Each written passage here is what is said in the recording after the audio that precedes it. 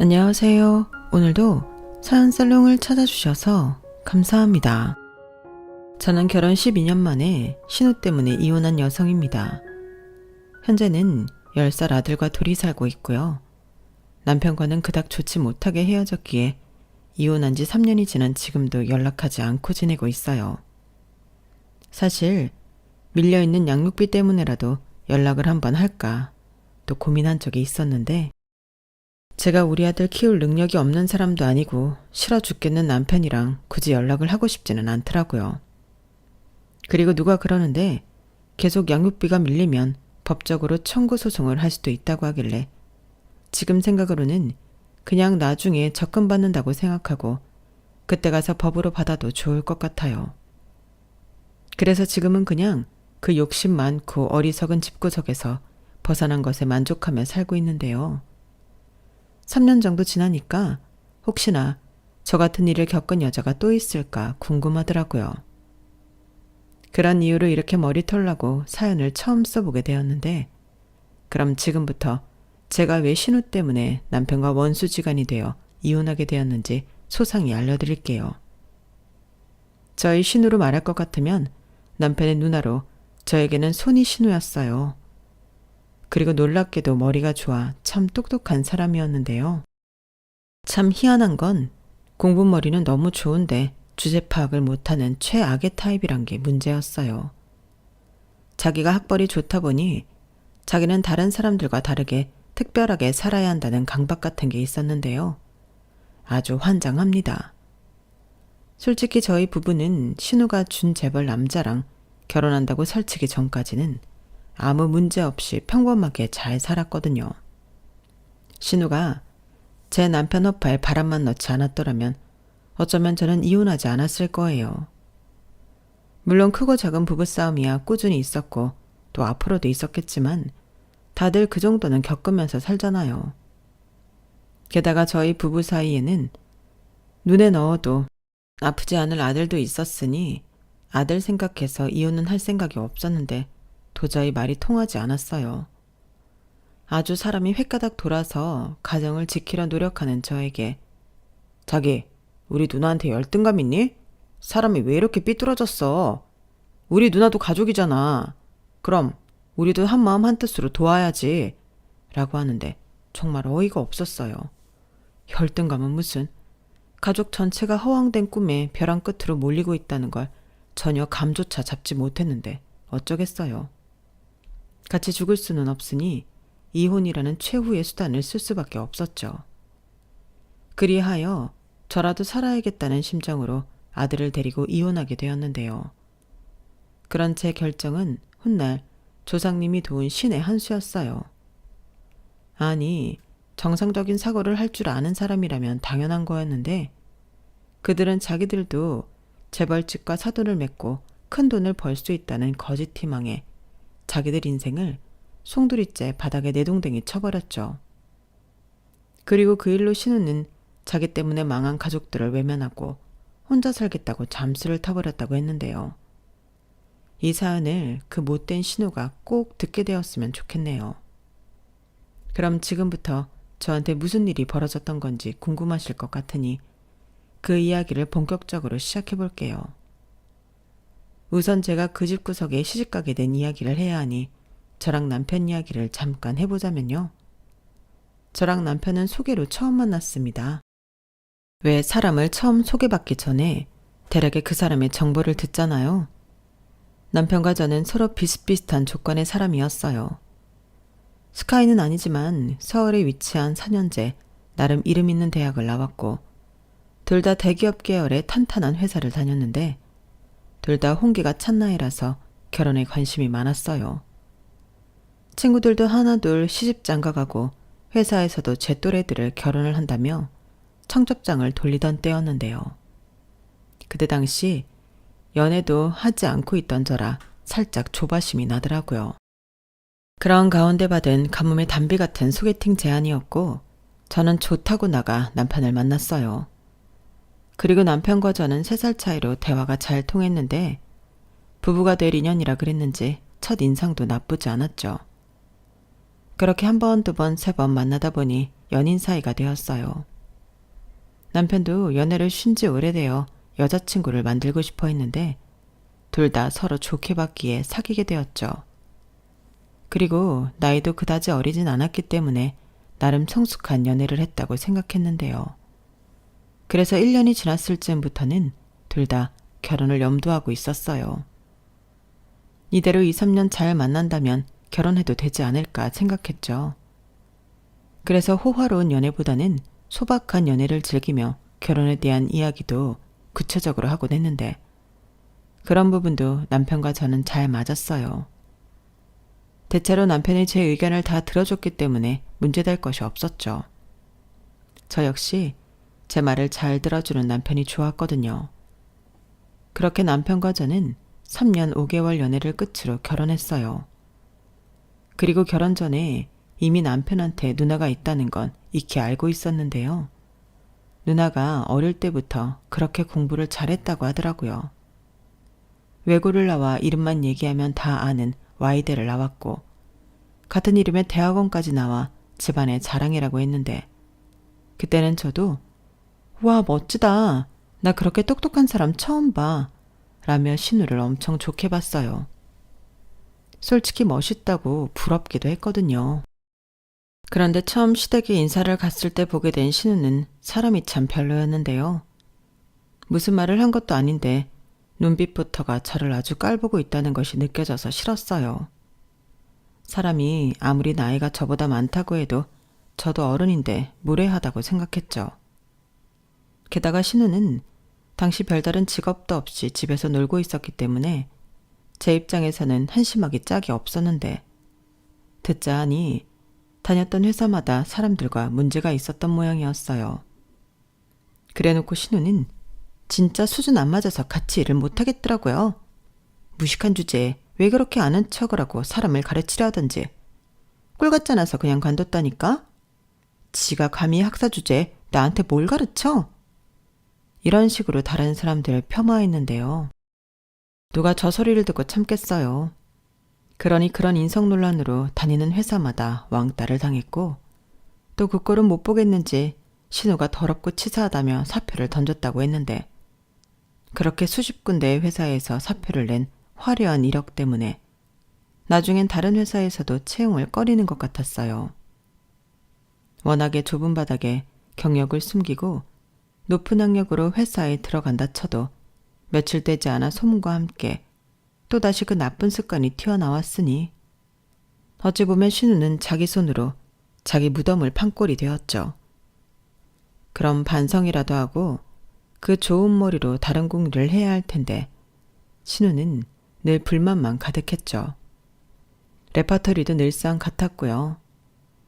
자기처럼 석사까지 한 사람이 학사받은 사람들과 똑같은 곳에서 똑같이 일한다는 게 말이 안 된다고 자기는 무슨 특별 대우라도 받아야 한다는 듯 떠들고 다녔는데 저도 결혼하고 얼마 지나지 않아 그 말을 듣게 되어 당황했었죠. 내가 말이야 석사까지 따고 저것들이랑 똑같은 취급을 받는다는 게 말이 돼? 똑같이 일을 하는 게 맞는 거냐고. 아니 그렇잖아. 고졸 대졸이 얼마나 차이가 큰데. 그럼 학사랑 석사도 그 차이가 더 크다고 생각하지 않아? 나 참 진짜 답답해서 돌아버릴 것만 같아. 이건 뭐 다들 자격지심만 쩔어서 일부러 나한테 함부로 한다니까? 라고 했는데요. 저는 저 말을 듣고 제 귀를 의심했어요. 전에 남편한테는 이 정도 이야기까지는 들어본 적이 없었는데 남편도 이런 말까지 하긴 창피하니까 하지 않았겠죠. 그리고 저 역시도 결혼 초반에는 신우가 다른 사람들보다 똑똑하고 공부를 오래 한 걸 높이 샀는데요. 그렇다고 나는 너희들에 비해 많이 배운 대단한 사람이니까 특별 대우해는 아니라고 생각했어요. 하지만 신우는 정말로 그게 맞다고 생각하는 사람이었고 시부모님도 자기 딸 인성에 문제가 있다는 건 인지하지 못하셨는데 아니 오히려 자기 딸은 뭐라도 큰 일을 해낼 사람이라 굳게 믿는 눈치더라고요. 그리하여 자기들은 똑똑한 딸 덕에 호강할 거라고 믿어 의심치 않으셨는데 그게 시간이 지나면서 당신들 딸이 돈 많은 집에 시집가서 능력 있는 사위 등골 파묻고 싶다는 걸로 바뀌더군요. 자기들도 자기 딸을 저렇게 키웠는데 그저 그런 사이를 볼 수는 없다고 생각하셨는데 그런 거 보면 남편이 신우처럼 공부를 잘하지 않아서 다행이라는 생각을 했어요. 만약 남편도 공부를 제법 해서 신우처럼 좋은 대학에 들어가 석사까지 했다면 며느리에 대한 눈높이도 하늘 높은 줄 몰랐을 거니까요. 그런 부분에서는 남편에 대한 기대는 별로 없으셨기 때문에 비슷한 스펙의 저를 반대하지 않으셨는데 결혼 생활 중에도 시부모님과도 갈등은 없었거든요. 다만 신우랑은 늘 불편한 신경전이 있었는데요. 왜 아니겠어요? 신우 눈에는 제가 마냥 자기보다 못한 사람으로 보였겠죠. 올케 나온 대학이 어디라고 했지? 나는 서울에 대학이 많다고 해도 잘 모르겠더라. 아, 그러세요? 저 땡땡대 나왔어요. 그래? 거기 4년제인 거지? 그럼 지금 회사에서는 연봉이 얼마야? 그 대학 나오면 대기업에는 못 들어가는 거지? 못 들어간다기보다 제가 지금 다니는 회사가 좋아서 지원했는데 그리고 굳이 따지는 것도 웃기지만 저희 회사 대기업 계열사라 대우는 비슷해요. 그래도 계열사가 계열사지 대기업은 아니잖아. 사람들이 회사 이름 얘기하면 알기는 해? 그럼요. 아는 사람들은 다 아는데 그이 다니는 회사도 그렇고요. 나는 그래도 전통 계열이 좋더라. 신라시대 골품제를 생각해봐. 진골이 아무리 지들이 높다고 설쳐도 성골 앞에서는 반개잖아. 그러게 학교 다닐 때 공부 좀 열심히 하지 그랬어? 하긴 이건 내가 내 동생한테도 계속 얘기했던 건데 안 되는 건 안 되는 거더라. 그렇지. 안 그럼 개나 소나 다 스카이 가겠지? 이런 식으로 골품제까지 들먹이며 사람을 아주 대놓고 무시했는데 세상에는 저희 신우보다 더 많이 배우고 잘난 사람들도 정말 많을 텐데 그 사람들도 다들 저런 마인드를 갖고 살까요? 솔직히 저도 인서울 4년제 나와 번듯한 회사 다니는데 막말로 고학력이지만 백수인 신우한테 무신당한다는 게 기분이 좋을 리가 없었죠. 게다가 신우는 그 스펙에 시부모님에게 용돈 받아서 살고 있었는데 제 눈에는 그런 신우가 더 한심스러워 보였거든요. 거기에 자기 주제도 모르고 취향이랑 눈은 왜 그리도 머리 꼭대기에 붙었는지 비싸고 이름 있는 것만 밝혔더라고요. 그렇다고 또 인물이 어마무시하게 뛰어난 것도 아니었는데요. 이건 제 개인적인 의견일 수 있겠지만 제 눈에 신우는 절대 미인도 아니었거든요. 게다가 그 좋은 머리로 자기가 뭘 하고 싶은 건지도 모르고 그저 남보기 좋은 것만 따져댔는데 보고만 있으면 답답했죠. 하지만 손아래 신우도 아니고 팔은 안으로 굽는다고 남편이나 시부모님에게 신우에 대해 싫은 소리를 하지 않았는데요. 남편은 그걸 나중에 제가 자기 누나한테 꿀리기 때문에 말을 못한 건 줄 알더라고요. 저는 그런 생각을 하는 줄도 모르고 불만이 가득해 배려를 해준 건데 제 입장에서는 뒤통수 맞은 꼴이 되었죠. 그리고 신우는 말은 아니라고 하지만 은근히 남자도 좋아하고 늦어진 만큼 남들 보기 번듯한 남자를 만나 결혼을 하고 싶어 했는데 하루는 백수 생활을 청산하겠다고 했어요.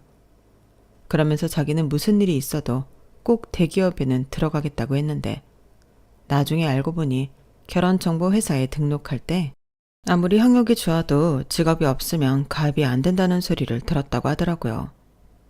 그래서 이왕이면 대기업에 다니는 능력 있는 여자로 어필하기로 마음먹었다고 했는데 나이가 나이인 만큼 대기업 취직도 쉽진 않았죠. 아무리 석사까지 했다고 해도 어리고 똑똑한 신입생 지원자가 많은데 업무 경험도 별로 없는 나이 많은 신입을 누가 원하겠냐고요. 그러니 그것도 쉽진 않았는데 무슨 바람이 들었는지 눈을 낮춰 뭐 중소기업에 취직했다 하더라고요. 저는 그 소식을 들었을 때 그래도 형님이 잘하셨다 생각했는데요. 다른 가족들은 아니었어요. 그 학력에 그런 시시한 중소기업이라니 우리 딸이 또 우리 누나가 너무 아깝다고 아쉬워했는데요. 저는 그때 알았어요. 신우가 저런 건 어찌 보면 집안 분위기에도 문제가 있겠다. 그런 생각이 들더라고요. 그래도 뭐 이유가 어찌됐든 신우가 그렇게 일해서 돈을 벌고 결혼을 한다면 적어도 제 입장에서는 신우를 자주 볼 일도 없고 이 답답함도 해결될 거라고 생각했는데, 그래서 제가 오지랖 넓게 아는 사람들 물어물어 남자도 소개해봤네요. 나름 학력이나 조건을 맞춰본다고 신경을 많이 써서 자리를 주선했지만 돌아오는 건 불만뿐이었어요. 어디서 그런 남자를 자기한테 소개할 수가 있냐고 저더러 자기를 무시했다고 입에 거품을 물더라고요. 울케, 지금 나랑 장난해? 그 남자 연봉이 얼만 줄 알아? 내가 참 기가 차서 꼴랑 1억 조금 넘더라. 그걸 나누기 12 해봐. 월급이 얼마겠어? 그리고 키도 그래. 남자가 180은 기본 아닌가? 게다가 그 남자 국산차 타더라. 내가 정말 표정 관리하느라 얼마나 힘들었는지 알아? 형님, 그래도 그 남자 제가 알기로 집안도 좋고 형님처럼 와이대 경영대학원까지 나왔다고 했어요. 그리고 자기 사업할 거라서 지금은 이 회사 저 회사 경험 쌓는 중이라고 했는데, 그래도 연봉이 1억이면 엄청 높은 거죠. 높긴 개뿔. 그럼 사업을 성공시킨 다음에 나를 소개시켜 주던가.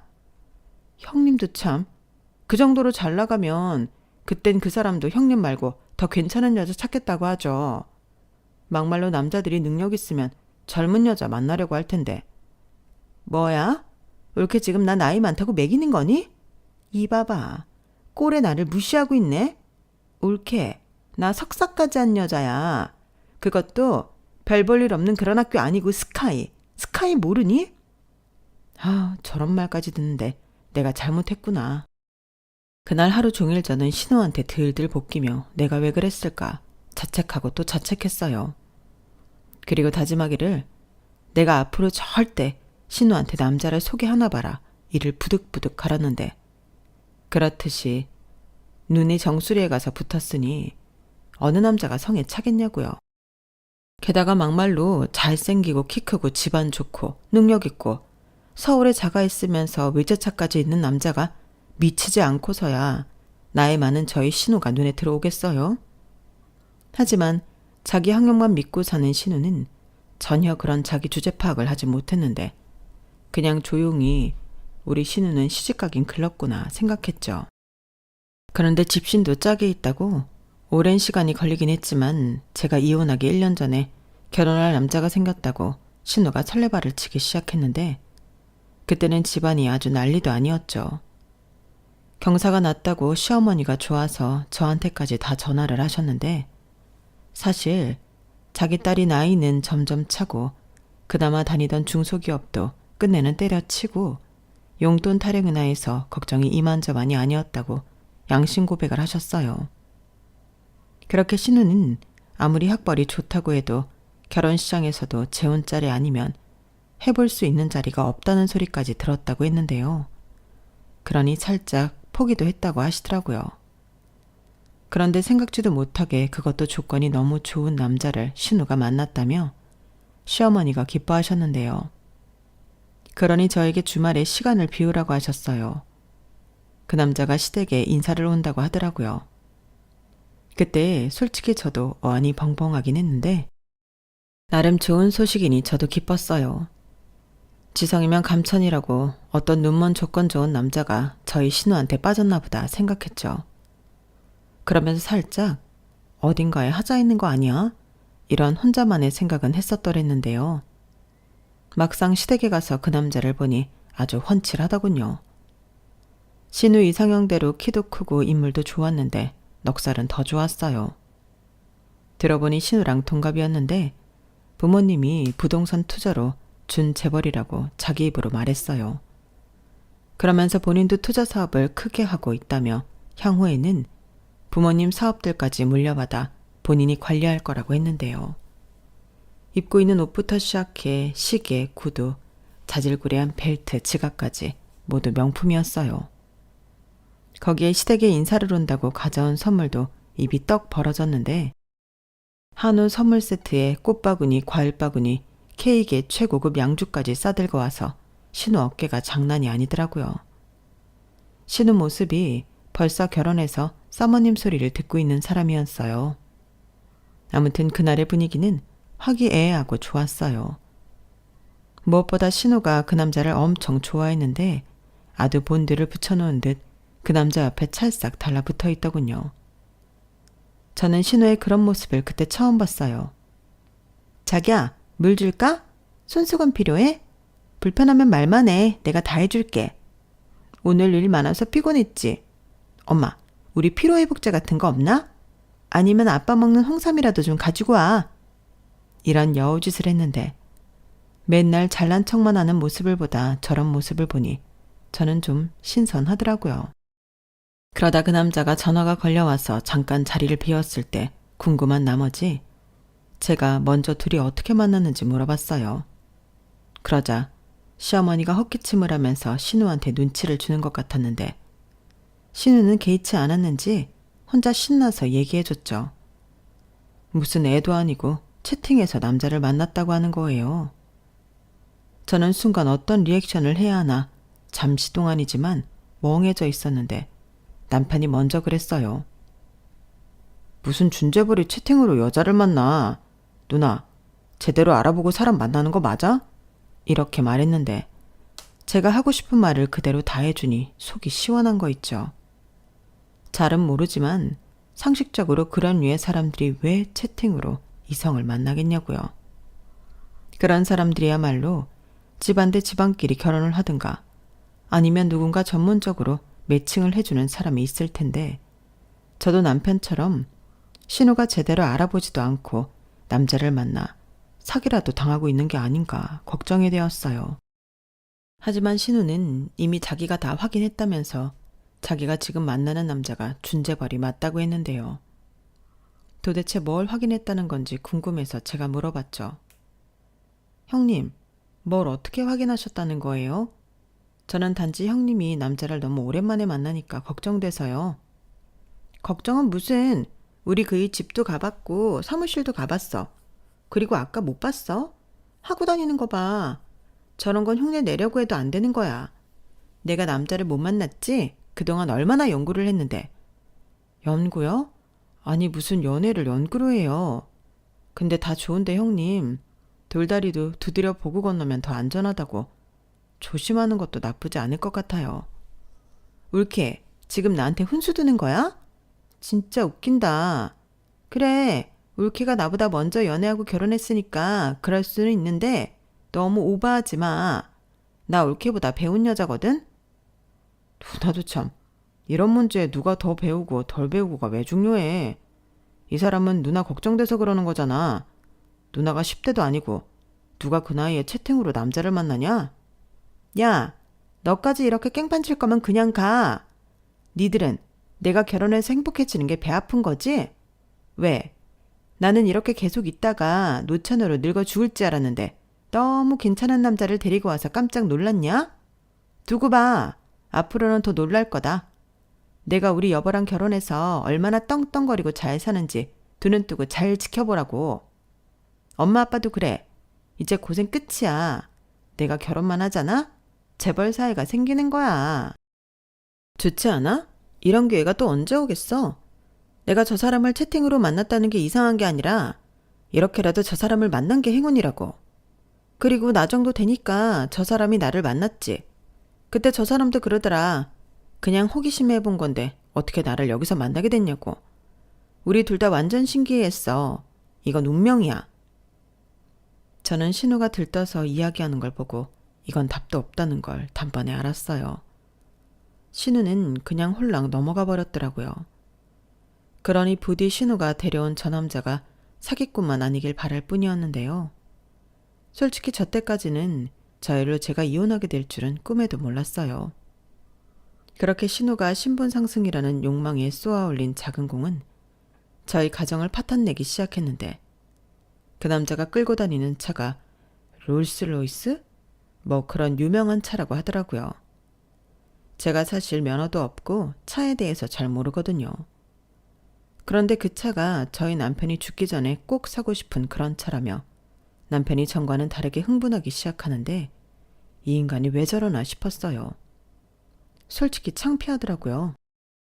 그만 좀 해. 사람이 왜 이래 없어 보이게. 없어 보이는 게 아니라 없는 게 맞아. 자기야, 이 차가 얼만 줄 알아? 세상에나 우리 누나가 진짜 재벌 남자를 만난 게 맞나 봐. 마냥 의심만 할 게 아니네. 차 하나 봤다고 이러는 거야? 그러다 사기꾼이면 어쩌려고. 아까 형님 못 봤어? 남의 말은 전혀 들을 생각이 없어 보이잖아. 좋아해서 그렇지. 지금이 제일 좋을 때잖아. 우리는 뭐 안 그랬나? 그러지 말고 그냥 좋게 생각하자. 우리 누나가 꿈에 그리던 이상형 만나서 시집가면 그게 제일 좋지. 왜? 자기 배 아파서 그래? 우리 누나가 영영 시집도 못 가고 저러고 있을 줄 알았는데 너무 괜찮은 사람을 만나서? 뭐라고? 사람을 뭘로 보고? 누구보다 형님이 시집가길 바라는 사람이 바로 나야. 그래야 형님도 내 마음을 알지. 그래, 그럼 자기는 매형이 사기꾼이 아니길 빌어. 그게 우리 가족의 전부 회피한 일이네. 남편은 신우가 만난다는 남자의 차를 보더니 한순간 마음을 바꿨어요. 그리고 그날 이후 신우한테 무슨 얘기를 어떻게 들었는지 신우의 남자는 종종 저희 부부를 초대해 함께 시간을 보내자고 했는데 솔직히 저는 불편해서 싫었지만 남편이 자주 보면 사기꾼인지 아닌지 더 잘 알 수 있지 않냐며 초대를 하는 족족 나가자고 했어요. 그리고 그렇게 오라는 약속 장소를 가면 매번 입이 떡하고 벌어졌는데 저는 머리털 나고 한 번도 가본 적이 없는 그런 곳들이었거든요.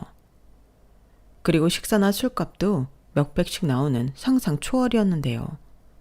신우가 아주 입이 귀에 걸렸더군요. 그러니 남편도 덩달아 신이 났는데 나중엔 우리 매형하고 혼자 신이 났어요. 심지어 다른 사람들한테도 자기가 준 재벌 매형이 생긴다고 자랑까지 하고 다니는 모양이었는데 원래 저런 사람이 아니었는데 사람이 어쩌다 저리 됐나 살짝 눈살이 찌푸려지더라고요. 그래서 작작 좀 해. 진짜 창피해서 못 봐주겠네. 그러다 아니면 어쩌려고 그래. 라며 남편한테 한 소리 하기도 했는데요. 남편은 그때부터 저더러 제가 자기 누나를 부러워서 샘낸다고 몰아갔어요. 자기 평소에도 우리 누나 싫어했잖아. 누가 우리 누나 같은 여자를 좋아하냐고 은근 막말도 많이 하고. 근데 전세 역전되니까 마음이 좀 그러냐? 심부 좀 곱게 써. 자기도 우리 누나가 시집 잘 가면 좋지 뭐. 이렇게 콩고물도 떨어지고 나는 좋은데? 이렇게 말하는데 진짜 사람이 없어 보이더라고요. 그렇게 제가 남편한테 실망하고 있을 즈음이었는데요. 남편은 그 뒤로 신우의 남자친구를 매형이라고 부르며 엄청 따르기 시작했어요. 그래서 주말에 남자만 보기로 했다며 나간다거나 1박 2일로 골프를 필드를 나간다거나 하며 허파에 바람이 제대로 들어가기 시작했는데 이젠 제가 신우를 걱정할 게 아니라 남편을 걱정해야 할 판이었어요. 하지만 신우는 별걸 다 걱정한다며 자기는 보기 좋고 시부모님도 좋아한다며 저더러 극성이라고 했는데요. 그러면서 영민이 걔도 지 매형한테 잘 보이려고 그러는 거야. 걔가 어릴 때부터 사람 보는 눈이 있었어. 자기한테 도움될 것 같으니까 미리서부터 줄 서는 거지. 올케는 아무것도 모르면서 설친다. 라고 저를 또 무시했어요. 하지만 제가 볼 때는 그저 헛바람만 들 뿐 전혀 도움이 될 것 같지 않았는데 그 일로 남편과도 몇 번을 싸웠는지 몰라요. 사실 제가 이렇게까지 뭐라고 하면 평소에 남편은 제 의견을 들어주는 사람이었는데 그때는 전혀 제 말을 들으려 하지 않더라고요. 심지어 무슨 모임에서는 파트너까지 소개해 1박 2일로 여자랑 놀다 오기도 했는데 제가 우연히 남편의 핸드폰을 보다가 그걸 알고 한바탕 뒤집어진 적도 있었어요. 그런데 남편은 그냥 놀기만 한 파트너야. 스킨십을 한 것도 아니고 연락처를 주고받지도 않았어. 그냥 게임만 했다니까. 재벌들은 다 그렇게 논대. 라며 대수롭지 않은 거라고 했는데요.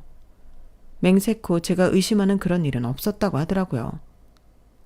지금 그걸 나더러 믿으라는 거야? 입장 바꿔서 내가 남자 파트너랑 그렇게 놀다가 왔다면 자기는 그렇구나 하고 믿을래? 아니 내가 속일 마음이 있었으면 그런 증거도 안 남기지. 나 바보 아니다. 내가 떳떳해서 아니라고 하는데 자기가 안 믿는다고 하면 내가 뭐라고 해. 믿고 안 믿고는 자기 자유지. 근데 나는 당당해. 이렇게 남편은 자기는 떳떳하다며 저한테 그 이후에 아무런 설명도 하지 않았어요. 확실히 신우의 남자친구를 만나고 다니면서부터 사람이 변했는데 나중에 또 신우가 같이 식사라도 하자고 해서 가보니 제 남편이 그 남자의 운전기사인 양 꼴이 말이 아니었어요. 남편은 자기가 좋아하는 차를 운전할 수 있어 좋다고 자기가 자초한 일이라고 했는데 정말이지 그 꼬라지가 바보처럼 보여서 견딜 수가 없었어요. 하지만 신우는 뭘 그런 걸 가지고 그러냐며 신경 쓰지 말라고 했는데 어떻게 신경을 안 쓰겠냐고요. 제가 있을 때도 이 정도면 제가 없을 때나 시간이 더 많이 지나 더 편해지면 저 남자가 내 남편을 어떻게 대할까 걱정이었는데 그런 와중에 신우는 본격적인 결혼 준비에 들어갔어요. 근데요, 참 웃긴 게 결혼 준비를 한다면서 상견례도 없이 바로 결혼 날짜를 잡더라고요. 뭐 말로는 그 남자 쪽 부모님이 너무 바쁘셔서 무조건 예비 며느리와 사돈에게 맞추겠다고 하셨다는데 시어머니는 안사돈과 통화는 한번 했다면서 집이며 결혼식장 같은 건 전부 자기들이 준비할 테니 남 보는 눈도 있으니 혼수랑 예단만 신경 써달라고 했다더군요. 그러면서 혼수와 예단 리스트라고 문자로 보냈다는데 세상에나 대충만 훑어봐도 억소리는 나오는 게 생겼더라고요. 밍크부터 시작해서 명품 회사를 차릴 건지 가방, 옷, 신발 거기에 양말까지도 리스트에 있었는데요. 신우 말로는 재벌들은 다 그런다고 골빈 소리를 하더군요. 거기에 골드바 뭐 그런 것들도 적혀 있었는데 저도 결혼을 해본 사람이지만 전부 다 생소한 것들이었어요. 그리고 우선적으로 그렇게 혼수를 해줄 만큼 시댁이 경제적으로 여유가 있는 것도 아니었는데 딸을 부잣집에 시집을 보내야 한다는 시부모님의 진념은 대단했죠. 여기저기 돈을 빌리고 대출까지 받아서 그 리스트를 빠짐없이 준비하셨다 하더라고요. 그리고 결혼 날짜를 얼마 남겨두지 않고 예비 아주버님이 해외 출장 일정이 잡혔다고 했는데요. 중요한 해외 투자처라며 자기가 안 가면 일이 안 된다고 했었죠. 그러면서 그때 공항 갈 때 운전을 제 남편한테 부탁했는데요. 저는 옆에서 팔짝 뛰며 거절하라고 했지만 남편은 제 반대에도 불구하고 그러겠다고 했어요. 출장 일정이 일주일 정도 되는데 그 일주일 동안 그 차를 남편더러 자유롭게 써도 된다고 했다더라고요. 그러니까 그 말에 남편이 넙죽 엎드려 좋다고 한 건데 저렇게 벨도 없는 인간이었나? 오만 정이 떨어지더라고요. 그 차가 뭐라고 저렇게 사람이 자존심도 없이 저러나 어디 가서 내 남편이라고 말하는 것도 쪽팔렸는데요. 그래서 남편이 저에게 예비 아주버님 배웅해주러 같이 가자고 했을 때도 싫다고 했어요. 그리고 당일에 공항에 다녀온 남편은 그 차를 저희 아파트 주차장에 주차를 해놓고 하루 종일 싱글벙글이었는데 행여 누가 문콕이라도 할까 아니면 긁고 도망이라도 가진 않았을까 전전긍긍했는데요. 그렇게 저희 집 주차장에 그 차를 모셔놓고 생각나면 내려가서 차 한번 보고 닫고 광내고 아들한테도 생전 귀찮아서 얘기도 하지 않던 교회로 나가서 자전거를 타고 오자고 아들한테 졸랐어요.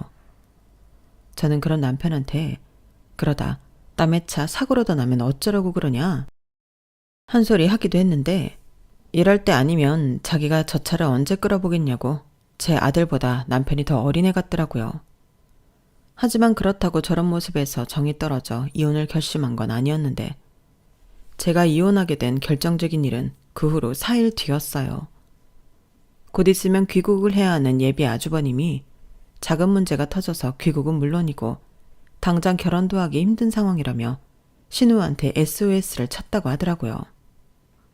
만나기로 한 해외 투자처가 사기였다면서 여기서 펑크가 나면 도미노처럼 줄줄이 자금 문제로 큰일이라고 했는데 자기 부모님 돈까지 몽땅 들어와 있는 상황이라 집안 자체가 망할 수도 있는 일이라고 했어요. 다만 첫 고비만 넘기면 자기가 귀국해서 건물과 사업을 일부 정리해서 자금난을 해결할 수 있다고 했는데요. 이미 혼수며 예단 준비를 거금을 들여 끝내놓은 신우는 혹여라도 시집을 못 가게 될까봐 안달복달이 나셨어요. 그리하여 저희 부부한테도 시댁으로 오라며 호출을 하신 건데요. 그때도 말도 안 되는 강요를 받게 되어 저는 남편이랑 이혼까지 하게 되었어요. 시어머니가 저를 보자마자 이런 소리를 하셨거든요. 큰일 났다. 우리 정서방이 해외에서 들어오지도 못하고 사기꾼을 만나서 고초를 겪고 있대. 어머니, 그게 무슨 말씀이세요? 옳게, 머리가 안 돌아? 왜 바로 못 알아듣고 그래? 지금 우리 그이가 오랫동안 공들인 투자를 사기를 당했다고. 거기서 자금에 구멍이 나서 국내 사업도 휘청하게 생겼다니까? 누나, 정말이야? 그럼 우리 매형 망해? 그럼 차는? 차도 넘어가는 거야? 너는 지금 이 와중에 차가 걱정이니? 우리 남편 어쩌니? 그래서 하는 말인데 니들 아파트 말이다. 그거 값이 많이 올랐다고 하지 않았니? 네? 어머니, 갑자기 저희 아파트는 왜 물으세요? 설마 저희 아파트 팔아서 돈 해달라는 거 아니시죠? 저희 이제 3년 살았어요. 올케 좀 도와줘. 아니, 올케도 잘 생각해봐. 이건 투자하는 거야. 이번 일만 잘 해결되잖아? 그럼 나 시집 가는데 문제 없고, 그럼 나랑 우리 그이가 그 집보다 더 비싼 아파트 사주고도 남지. 형님, 저는 그런 말 안 믿어요.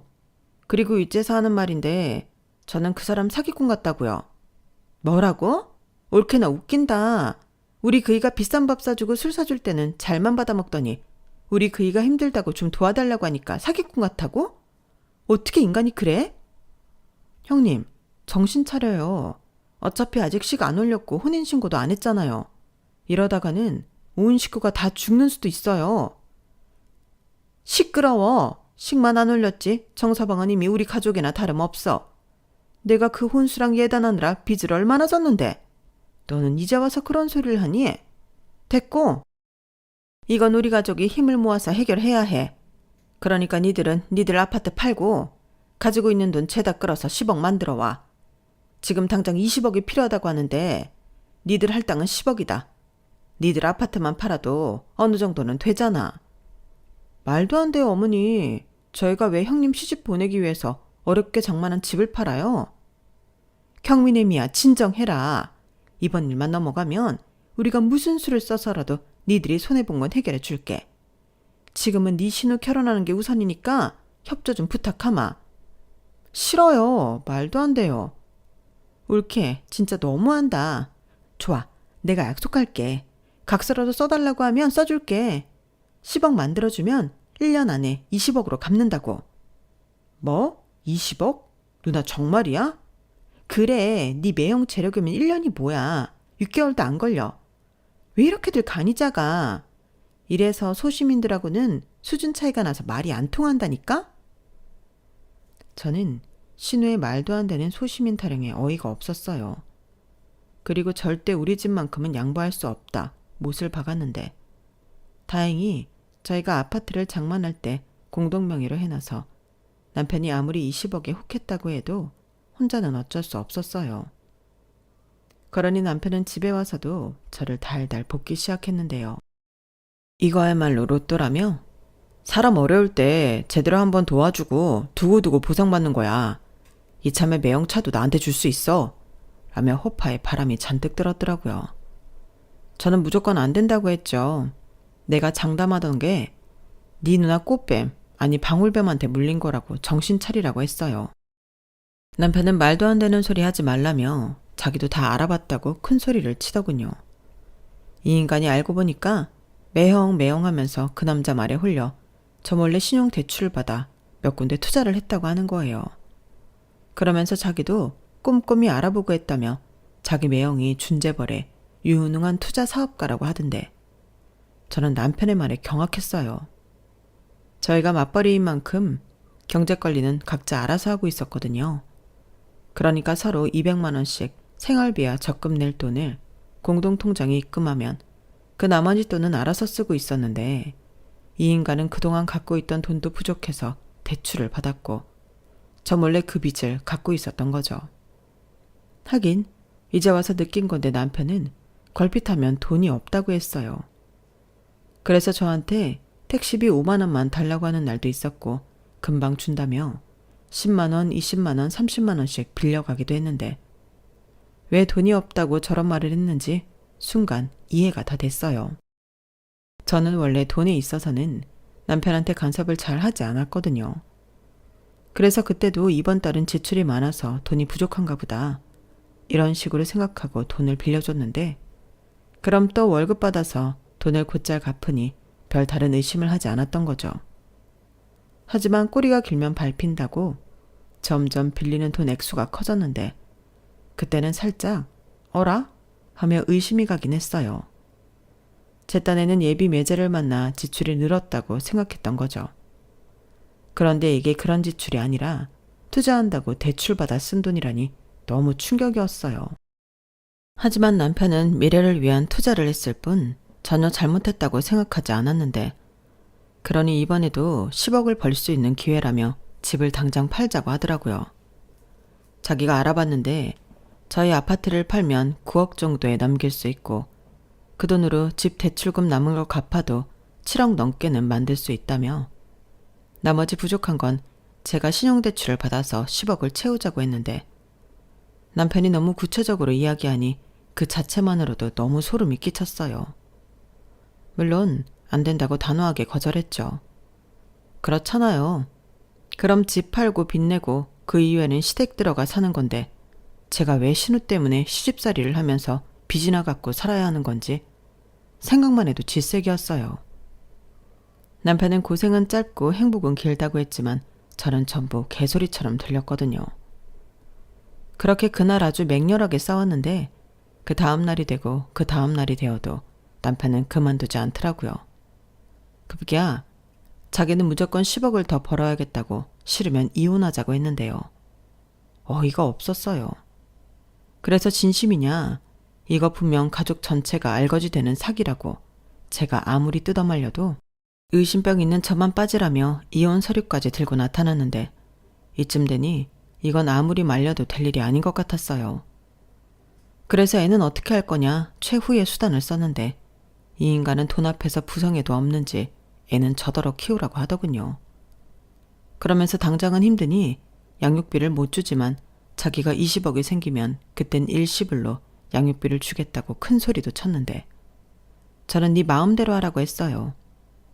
그리고 속전속결로 이혼을 진행했는데요. 합의 이혼이다 보니 이혼은 무척이나 간단하더라고요.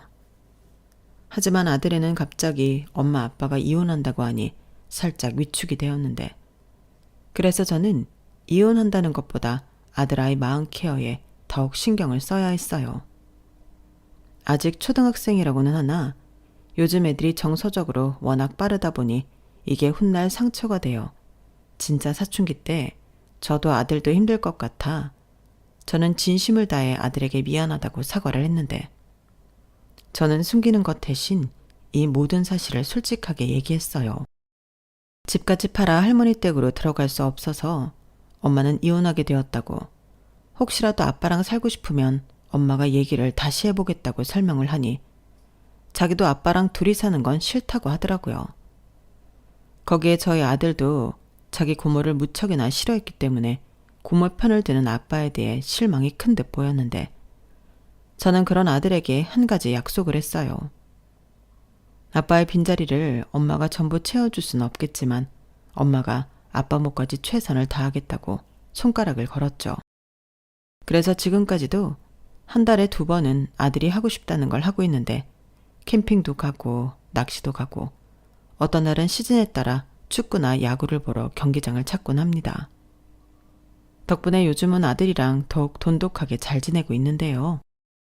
이혼 전에는 솔직히 귀찮고 힘들어서 그런 건 아빠 몫이라고 생각했었거든요. 하지만 남편이 없다 보니 우리 아들만 그런 것들을 못할까봐 저는 힘들어도 아들과의 약속은 칼처럼 지키고 있는데 지금은 그런 제 노력을 아들아이가 다 알아주더라고요. 솔직히 남편보다 아들이 더 낫더라고요. 그러니 이렇게 되기까지 저는 이혼 후에도 노력을 쉬지 않았는데 저랑 이혼한 남편은 상황이 더욱 나빠졌어요. 그 이유는 제가 우려한 일이 무슨 예언처럼 그대로 다 이루어졌거든요. 결국 저랑 이혼하고 사채까지 당겨 쓴 남편은 피해자 중에 가장 큰 피해자였는데 신우를 홀린 그 사기꾼은 완전 전물 방울뱀이었어요. 한 번에 여자 셋을 작업해 돈을 뜯어 사기를 쳤는데 남편이 그토록 좋아했던 그 차도 그 남자의 차가 아니었다고 하더군요. 그 차는 그 남자한테 잘못 걸린 여자 중에 한 명의 소유로 빚을 못 갚아 수배된 차량이었는데 이 남자가 번호판만 갈아 끼며 범망을 요리조리 피해 다녔나 보더라고요. 그러다 더는 어려울 것 같으니 그 차를 제 남편한테 인심 쓰듯 버린 건데 이 바보가 그걸 모르고 전국 방방곡곡을 타고 다녔던 거예요. 그러니 당연히 걸렸고 그놈의 사기 행각이 드러났는데 이미 돈은 다 뜯긴 뒤였죠. 20억만 송금해주면 급한 불을 끄고 금방 갚아주겠다고 했던 그 방울뱀은 그대로 잠적해버린 거였어요. 그러니까 그 돈 20억과 혼수랑 예단한다고 쓴 돈까지 시댁 총 빚은 이자까지 합쳐서 30억이 넘었다고 했는데 시댁 집도 날아가고 남편 급여에 압류가 들어오는 등 상황이 파국으로 치달았다죠. 그러니 양육비는 고사하고 당장 돈이 필요했던 남편이 저에게 찾아와 무릎까지 꿇고 돈을 빌려달라고 했는데 제가 미쳤나요? 어차피 제가 도와준다고 해결될 빚의 단위도 아니었죠. 더욱이 저는 애랑 살아야 하는데 절대 그런 눈먼 돈을 해줄 수가 없다 단번에 잘랐고 그 뒤로도 한동안 남편의 돈 빌려달라는 연락은 끊이지 않았어요. 사채까지 썼으니 감당이 안 되는 거겠죠. 그런데 정작 이 사단을 만든 신우는 야반도주하듯 도망을 갔다고 했는데요. 따지고 보면 가장 피해가 적었던 사람은 신우였죠. 가진 게 없고 신용 자체가 없다 보니 자기 가족들만 피해를 입히고 자기는 말짱했던 거예요. 그러니까 나중엔 식구들이 전부 신우만 원망하고 신우한테 나가서 일해서 생활비라도 내놓으라고 하니 그거 싫다고 도망을 갔다고 했는데 아니 학벌이 좋으면 뭐합니까? 저런 인간 쓰레기인 것을요. 그리고 아마 지금도 자기는 학벌이 좋으니 어디를 가서도 잘 살 수 있을 거라고 믿고 있을 건데 이거를 듣고 있다면 딱 한마디만 해주고 싶네요. 야, 너는 네 가족 망하게 해놓고 토끼면 다냐? 네가 착각하고 있나 본데 아무리 네 학벌이 좋다고 해도 넌 안 돼. 네 인생은 이미 글렀어. 이 말을 얼굴 보고 해줬어야 하는데 그러지 못한 게 살짝 아쉽습니다. 그래도 저는 확신해요. 분명 그 얼빠진 신우는 어디에 가든 사람 구실 제대로 못하고 까불다가 개망신 당하고 살 텐데 그런 신우를 보면 공부만 잘하는 것도 별로 좋은 건 아닌 것 같아요. 학벌이 좀 딸리면 어떤가요? 올바른 정신으로 성실하게 살면 저런 인간들보다 훨씬 더 행복하게 잘 살 수 있잖아요. 그런 의미에서 저는 제 아들에게 공부할 생각이 없는데 부디 우리 아들은 아빠랑 다르게 정신 똑바로 차리고 자기 힘으로 성실하게 많은 것을 이루고 살길 바라는 마음입니다. 저는 현재 남편과 연락이 끊긴 지는 오래되었어요. 돈 빌려달라고 한참 매달릴 때 외면했더니 그날 이후엔 연락이 끊어졌거든요. 그리고 연락하면 돈 타령할 게 빤했기에 저도 남편한테 연락할 생각이 없었는데 그게 벌써 3년이 넘었더라고요. 그래서 그 인간이 지금은 뭘 하고 어떻게 사는지 알지 못하는데 뭐 그 많은 빚 갚으면서 힘들게 살고 있지 않을까 생각합니다. 시부모님도 이젠 의지할 곳이 자기 아들밖에 없으니 남편만 고생하고 있을 게 뻔하겠죠. 그러니 어찌 보면 제가 아들 양육비를 받을 확률은 희박한데 그냥 지금처럼 아들과 둘이 행복하게 살면 그만이라고 생각합니다. 아들이 나중에 원해서 아빠를 찾고 만난다면 말리지 않겠지만 가급적이면 그런 일도 없었으면 좋겠어요. 괜히 우리 아들 아빠에 바람만 들면 안 되잖아요. 저는 그때 분명히 봤거든요. 멀쩡한 사람이 허파에 바람들어 인생 망치는 건 한순간이라는 걸요. 그래서 저희 아들은 어떤 유혹이 다가와도 흔들리지 않을 그런 신념을 만들어주고 싶은데 그러기 위해서라도 제가 더 열심히 사는 모습을 보여줘야 할 것 같습니다. 지금도 열심히 살고 있지만 남은 인생도 아들과 행복하게 열심히 살고 싶어요. 열심히 노력해서 이룬 목표가 얼마나 달콤하고 보람있는지 아들에게 꼭 가르쳐 주고 싶습니다. 그리고 끝으로 한탕을 꿈꿨던 전 남편과 전 남편의 가족들이 자기들이 틀리고 제가 맞았다는 걸 뼈저리게 느끼고 후회하며 살길 바라는 마음이에요. 그러게 제 말을 들었으면 얼마나 좋아요. 이상 제가 정신 나간 신우 때문에 이혼하게 된 사연이었습니다. 여러분들은 제 이야기 어떻게 들으셨나요? 부디 즐거운 시간이었기를 바라며 저는 이만 마지막 인사를 드리겠습니다. 지금까지 제 사연 들어주셔서 감사드리고요. 늘 건강과 행복, 두 마리의 토끼를 다 잡는 여러분들이 되시길 진심으로 바라겠습니다. 그럼 안녕히 계세요. 여러분, 사연 댓글에 응원과 현명한 조언 부탁드려요. 좋아요와 구독은 저에게 큰 힘이 됩니다. 오늘도 좋은 일 가득하세요.